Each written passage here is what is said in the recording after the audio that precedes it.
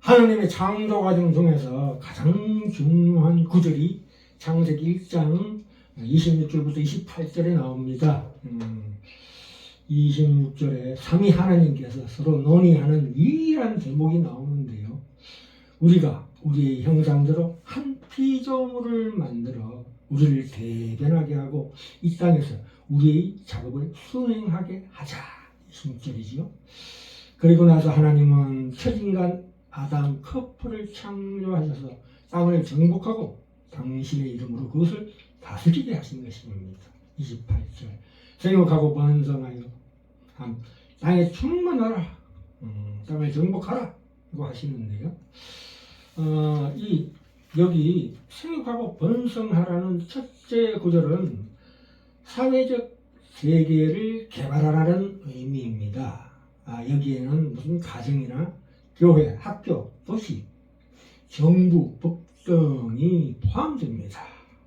그리고 두 번째, 땅을 정복하라는 것은 자연세계를 대상으로 일하라는 뜻입니다. 곡식을 재배하고 다리를 건설하고 컴퓨터를 설계하고 음악을 작곡하는 것 등을 얘기하고 있는 것입니다. 이 대목은 문화 명령이라고 불리기도 합니다.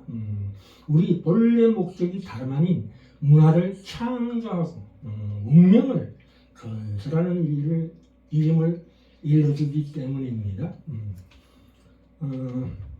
그러니까 우리의 직업이나 전문화된 직업은 단순히 밥벌이를 위한 이류 활동에 불과한 것이 아닙니다. 그것은 우리가 창조된 본래 목적이자 고상한 소명입니다. 우리가 창조주 하나님을 숨기는 길은 우리가 하나님의 창조 사역을 계속하도록 부름받았다고 말할 수 있습니다. 그것은 말하자면 하나님으로부터 위임된 권세라고 할 수 있습니다. 우리는 땅을 경작할 직무를 받았는데요. 이 경작할이라는 그 단어가 영어 단어는 동사 cultivate입니다. cultivate. 예. 이 단어는 문화,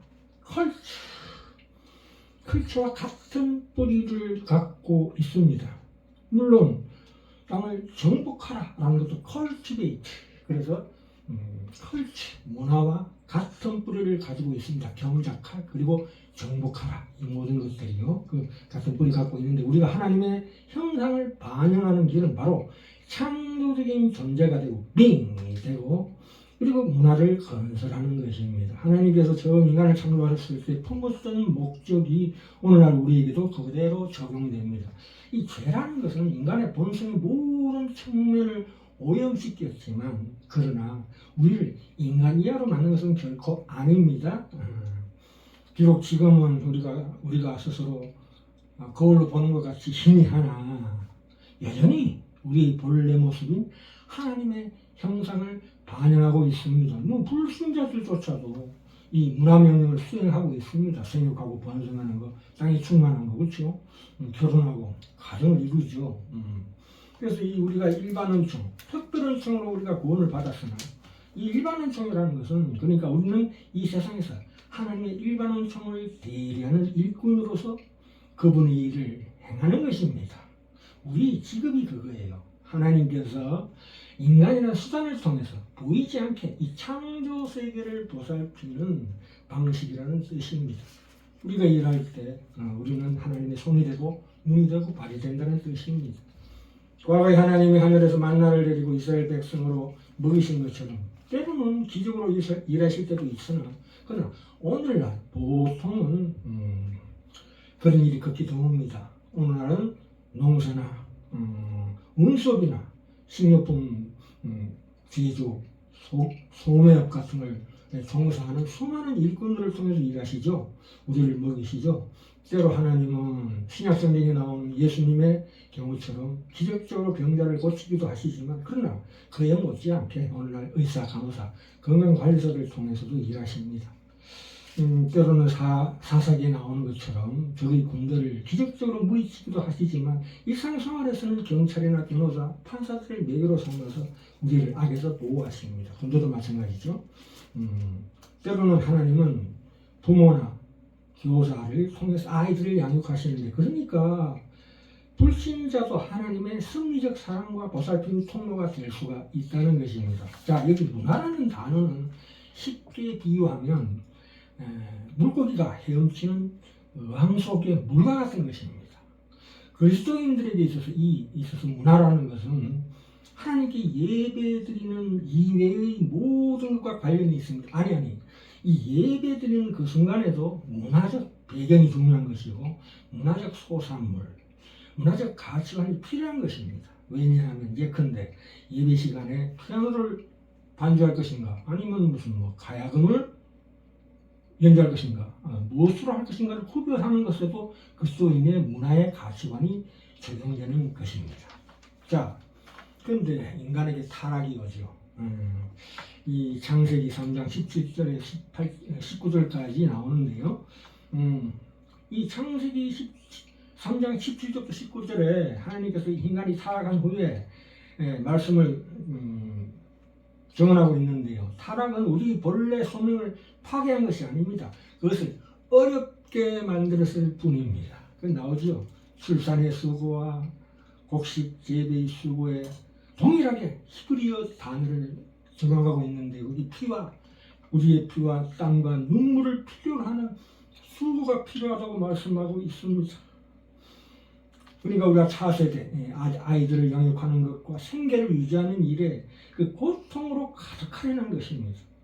그러니까 오늘날 이 땅에 타락한 이 세상에서 우리가 경주하는 모든 그러한 노력들이 죄와 이기심으로 비틀리고 그릇된 방향으로 나아갈 것이라고 얘기하고 있습니다.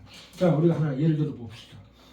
그동안 수많은 위인들이 남긴 위대한 문화유산, 문명의 유산들이 있는데 그들의 고귀한 희생 위에서 이루어진 것이라고 우리가 칭을 말하도록 칭송하지만 사실은 그들의 과도한 자기 성취욕, 하나님의 형상이죠. 사실은. 그런데 그게 왜곡된다는 얘기예요. 과도한 성취욕이나 자기 정명이나 자기 우월감, 승부욕 또는 소유욕 등으로 말미암는 죽을 둥 살 둥 모르는 자기 자신을 불태우는 피와 땀과 눈물, 그 고통으로 빚어진 것입니다. 그렇죠. 그런 것들 때문에 그들이 지나친 욕망의 집착, 편집점 등으로 그들의 사생활은 거의 대부분 필연적으로 엽기적이 될 수밖에 없다. 하나만 예를 들어 봅시다. 에디슨이 니콜라 테슬라에게 위기감을 느끼고 자신의 부와 명예를 지키기 위해 이 테슬라 교류전기를 유창했죠. 자기는 직류전기죠. 기득권층이에요. 그를 모함하기 위해서 가진 꼼수를 부렸습니다. 우리는 에디슨이 훌륭하다고 생각하지만 이 사생활을 바라봤을 때 얼마나 더럽습니까? 자, 하지만 우리가 하나님의 특별한 손으로 구속하실 때 다시금 본래의 창조 목적인 그 과업을 수행할 수 있게 됩니다. 이제는 우리의 일 역시 그리스도의 십자가 구속으로 말미암아 새로운 측면을 덧입게 됩니다. 타락에 의해 오염된 악과 오염을 반전시키는 후속의 힘을 불러오게 되는 것입니다. 자, 우리의 소명은 하늘나라에 가는 것에 불과한 것이 아니라 땅을 경작하는 것입니다. 컬치입니다. 하나님이 특별한 총에 관여하실 뿐만 아니라 하나님께서 당신이 창조 세계를 보존하고 개발하는 일반운총에도 참여하시기 때문입니다. 우리는 하나님의 일반운총의 일꾼입니다. 우리가 이 구속이라는 단어는 너무나 풍성합니다. 이 용어는 우리의 일시적인 회심의 사건만 지칭하는 것이 아닙니다. 그것은 우리의 은사와 재능을 활용해서 아름답고 유용한 것을 건설하는 한편 이 창조 세계를 타락으로 이끌고 창조 세계를 억압하고 왜곡하는 악과 죄의 세력에 대항해 싸움으로써 평생토록 추구할 여정에 진입하는 것을 의미합니다. 우리가 어떻게 살아야 될 것인가에 대해서 우리는 우리 최종 목표가 새하늘과 새 땅에 사는 것이며 현재 우리의 일은 말하자면 그에 대한 준비 과정임을 상기시켜주는 것입니다. 그리스도인이 된다는 것은 개인의 삶, 이 성화의 삶과 동시에 소명의 영역, 다시 말해서 문화명령, 문화적 갱신 모두에서 은혜에 힘입어 일생에 걸쳐 성장의 과정을 시작한다는 뜻입니다. 새하늘과 새 땅은 우리가 현재 알고 있는 이 창조 세계와 연속성을 지닐 것입니다. 물론 불로 정화될 것이지만 동일한 것으로 인식할 수 있을 텐데 마치 예수께서 이 몸으로 부활하신 것을 우리가 보는 것처럼 말입니다. 그래서 오늘 제목이 문화명령 하나님의 일반은총이라는 것을 분명히 마음속에 새기시기 바랍니다.